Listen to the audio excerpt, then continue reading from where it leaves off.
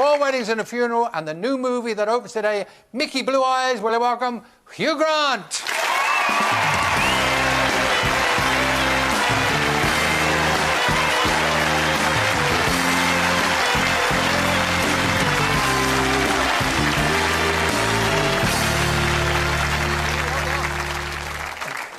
Well, things are going great for you, and all the movies are flying, and we'll talk about the new one in a minute.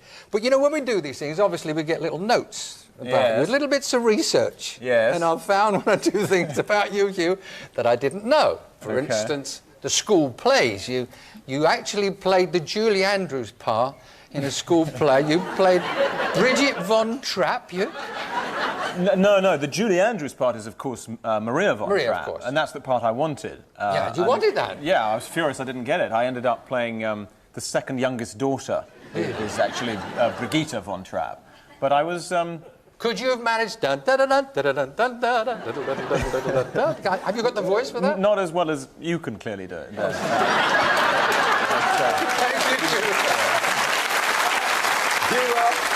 It seems to me you were a game fella because you were at an all-boys school, and usually you ended up playing the female leads. Why? Why you? I don't know. Some boys are born like that. They like to dress in women's clothes, and I'm like that. I didn't know we were going to get that deep on this programme. But, I don't know why. It was a boys' school. You know, it happens. Yeah. And at that stage, I looked nicer than anyone else in the school. You probably looked prettier then.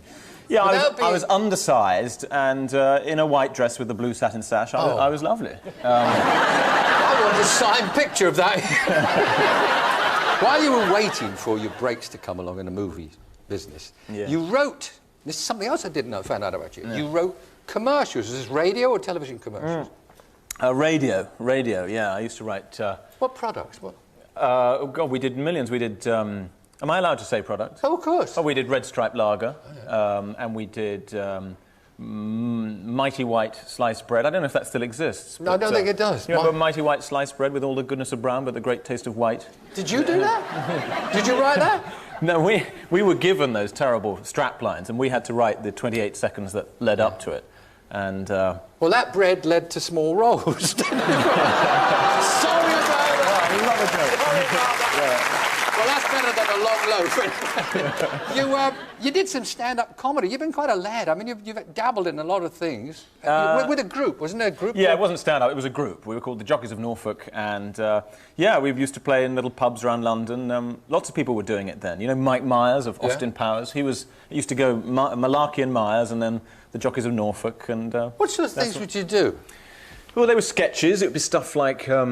we did a nativity play, but in the manner of an Ealing Studios comedy of the 1940s. So the angel Gabriel would come down and say to Mary, "Now look here, I've got some very important news for you. You're going to have a baby." And she'd say, "Are you tight?" And then, you know, all the shepherds would talk, "Oh, blimey, it's Parky tonight." It was like that. So that was fun. But you moved on. You moved on, and again a word which was new for me connecting with you. Yeah. You moved on to things you called Euro puddings. Yes. What are Euro puddings, Hugh? Well, I mean, yeah, there was a phase in my life when... they don't make so many of them anymore, but, you know, it was like films with a Spanish director, an English cast, and an Italian, Italian script or something. And the idea was that they would sell well in America. They never did. They were always... abysmal, and I did quite a few of them. But one of them I met Elizabeth on, so that has a special appeal. So that was a saving grace. I hear there was some terrible dialogue that you had to dish out in some of those early movies. I used to say things like, "Deep down in the lake, there is slime and weed, but when you look at the surface, you see only your own reflection. That is how you are, Mary." And I mean, it's rubbish. It means nothing. It means absolutely nothing. And I remember there was the Spanish director who spoke no English. He had to have a translator, who was the most tactless man I've ever met in my life. And the Spanish director would say something to the translator to say to one of the actors. And then this translator would come up and he'd say, "Gonzalo says, could you be less wooden?" And, you don't say that to actors. It was horrible. Keep them happy, you don't. Yeah, exactly. Yeah, I just say, you met Elizabeth in one of these Euro puddings, Elizabeth Hurley, your girlfriend. And she now is the producer I mean, she's been a long time girlfriend. She's now the producer of the new movie, Mickey Blue Eyes. Right? Yes. Which is out. What's that about, and what are you playing at? Well, it's a mob movie, really. It's a romantic movie, a romantic comedy involving the mob. I'm an English guy living in New York, working in an auction house. So it's Mafia we're talking, New York. Yes. We're talking Mafia. Well, yes. I fall in love with this very sexy girl from Brooklyn, and everything's great until I discover that her father is a prominent juice man for the mob. Which, as I'm sure you know, is the guy who extracts money and favours and that kind of stuff. And it's about my descent into Mafia hell, and it's a kind of clash of worlds film, and Brit meets mob. Yeah. And this is a little clip here, which is so funny, it's so cute. Have a look at this. I was wondering if you could help me out with a special arrangement. I've got this fortune, and I wondered if you could stick it in one of your fortune cookies. Thank you. Welcome. Thanks. Eat cookie. That's all right. I'm sure she will when she's ready. Well, Thank you. No, you have it. No, you eat cookie. I don't want to. 老板娘，你不叫他把它打开，那个是谁呀？没得矛盾的嘛。Eat cookie. No, I'm not hungry. Gina, you know, I think the best thing is to play along. No, I don't feel like taking orders from the waitress. Not waitress, owner. Eat cookie.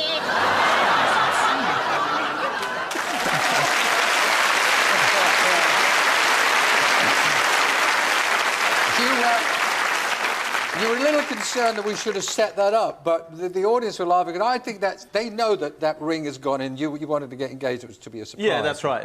But it was an incredibly intelligent audience. I love you. You know, I heard this strange story that you thought at one time during the making of the movie that James Caan, who was in The Godfather, right, had a crush on you. Must be right, Hugh. Well, this is what the stories that come to me. No, it's just because he's always given me such a hard time for being, you know, wimpy, and I'd wear a beautiful shirt on the set, and he'd say, "Why are you wearing a girl's blouse?" and all that. So I get my revenge by saying that I had the impression that, you know, there's a lot of hugging and kissing in mob films. Yeah. I started to get the impression halfway through the film that his hugs were lasting a little bit longer than they needed to.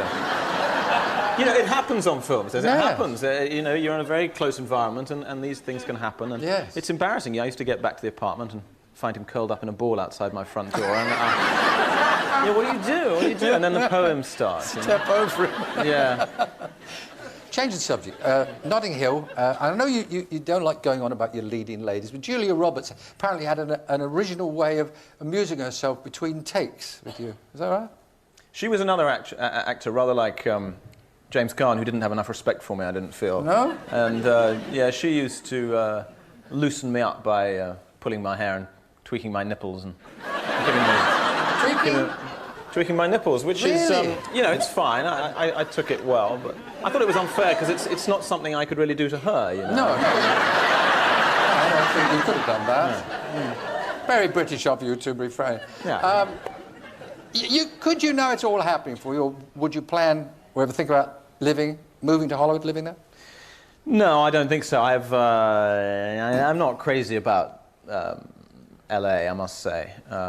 I feel increasingly English. The older I get, the more and more English I get. And flying back a couple of days ago, I can't sleep on the plane just because I'm so excited to be back. And I know any minute now I'm going to have a toffee crisp, you know. And watch Fulham play. And watch Fulham, yeah. Some actors pretend they don't like love scenes. I get it's just another day at the office. Yes. That's what they tell me. But you're quoted as, I think you said, kissing strangers, these are your words, I think, kissing strangers is somewhat of a turn-on. Yes, although you have to be careful. You can't just walk down the street and start kissing people. I've done that, and it's... I was referring to the movie. Yeah, no, I mean, people, yeah, the actors always with these questions say, "Oh no, it's just business, you know, and you're under the lights."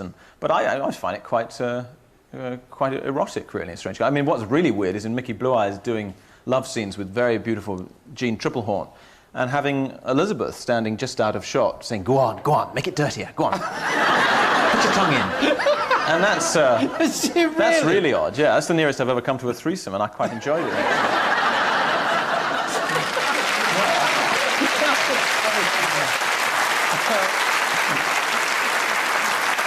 It seems to me there's a natural... This is where all that experience years ago during the comedy lines is going to come into play. And you're going to concentrate more on comedy now, aren't you? The light romantic, the kind of Cary Grant, David Niven roles? Yeah. I think. Well, you know, I think if I have a place in the business, it's when there are a few laughs around. And Mickey Blue Eyes is. Well, it's just a plain funny film, and I have slightly pushed at least my own envelope in that. I'm doing things I haven't done before, like I take my clothes off and massage my buttocks in one scene. Really? Steady, girl, steady. Who said wow? Was it you? Yes. I'm sorry. It's quite all right. You know, my mum has to come to all my interviews, and Sit still, Mum. It's no, but it was, and it was you know, it makes you nervous when we put the film together. We thought, my God, should we take this scene out because maybe an American audience will be revolted by Hugh Grant taking his clothes off and massaging his buttocks. And then in the second preview, we did actually put it in, and they really loved it. And I developed rather a taste for it. In fact, I'm doing some videos on the side that I think you might like.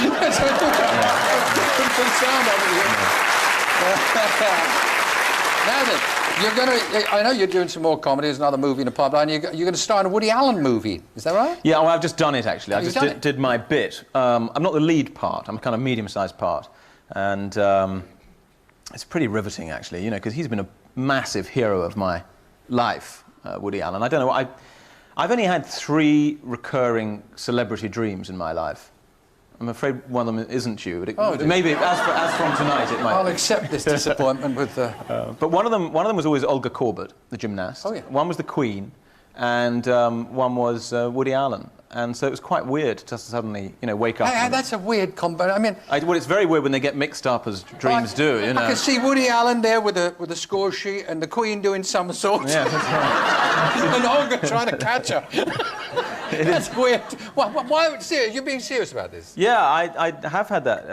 I don't know why those dreams keep recurring and recurring. In fact, I was telling this story on the radio in Atlanta in America a couple of days ago, and it was a phone-in radio show, and with questions for me. And who should call in but Olga Korbut, who now lives in Atlanta. I thought you were going to say the Queen. No, alas. But she might call in after this, you never know. She might. A lot of people are going to see the movie, and so they should. Will you thank Hugh Grant, ladies and gentlemen?